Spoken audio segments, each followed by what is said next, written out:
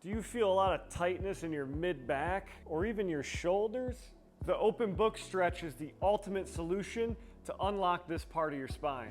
So to set this stretch up, you're gonna lie on your back. You're gonna bring one knee to your chest, and then you're gonna rotate that knee across your body and pin it to the floor with your hand. While actively pushing this knee and keeping it on the ground, you're gonna put one hand on the chest. You're gonna think about ripping your chest open, really working that rotation into the spine. Go until you feel tension, touch it, bring it right back, and you're gonna rep this out for a good 10 here. And as you continue to do this move, you're trying to see if you can go further and further with each rep. And if you really feel it unlocking, what you do is you rotate.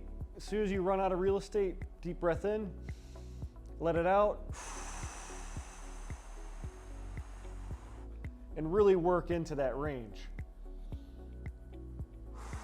With this move, it's very common to get some self-adjustments in that area, which typically helps you feel even better. But as long as you don't have any pain, you can really work into that range. Now I'll do the other side from the other angle.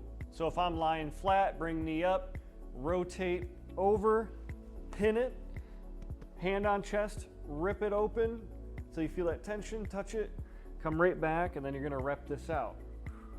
Now to take this up to the next level, I already showed you how to breathe in, breathe out. When you're at that end range, then you can extend your arm and try to rotate further into it. So that way we're unlocking that thoracic spine plus that shoulder at the same time.